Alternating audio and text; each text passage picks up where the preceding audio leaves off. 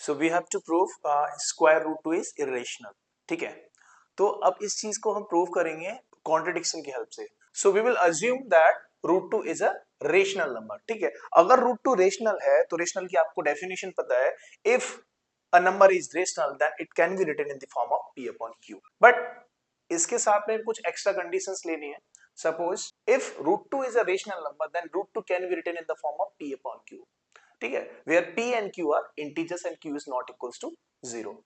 But p और q integers and q is not equal to 0 के अलावा भी और कंडीशन रखता है। मतलब क्या है, ये जो हमने p अपॉन q फॉर्म ले रखी है ना, ये स्टैंडर्ड फॉर्म होनी चाहिए। अब स्टैंडर्ड फॉर्म का क्या मतलब है?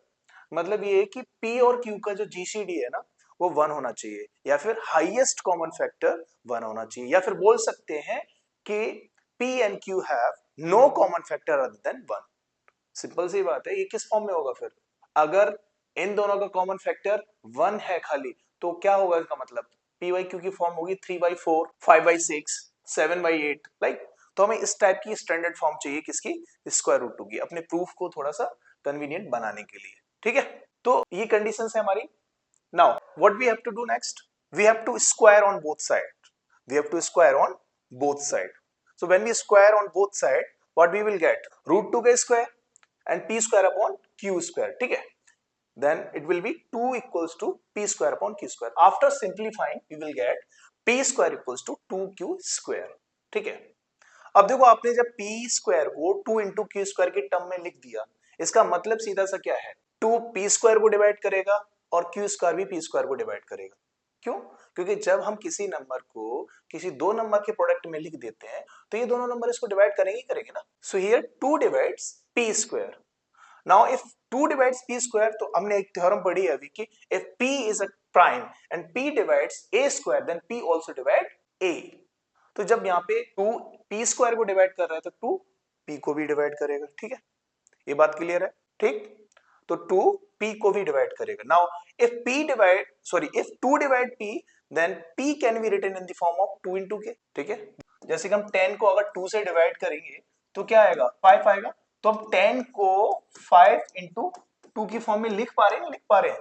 ठीक है, तो सेम इसी प्रोसेस से if 2 divides p then p can be written as 2 into k for some k। okay, now we have to put the value of p in equation first। ये p equals to 2k हम equation first में रख देंगे। तो after simplifying we again get, तो after simplifying हमें दोबारा से क्या मिल जाएगा?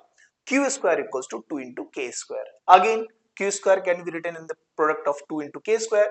so 2 will divide q square and by theorem again 2 will also divide q। ठीक है, तो अब 2 हमारा p को भी डिवाइड कर रहा है और 2 हमारा q को भी डिवाइड कर रहा है। इसका मतलब क्या है?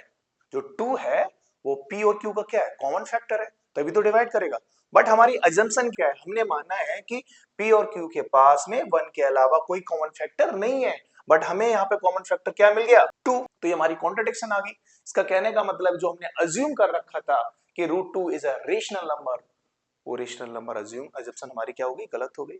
ठीक है, तो जो हमने अज्यूम कर रखा था, क्या अज्यूम कर रखा था हमने? कि हमारा जो रूट 2 रेशनल है वो गलत है हमारा। ठीक है, सो विच इज अ कॉन्ट्रडिक्शन। अब कॉन्ट्रडिक्शन किसके लिए आया? कि हमारी अजम्पशन के लिए, क्योंकि हमने क्या अज्यूम कर रखा था कि p and q have no common factor other than 1।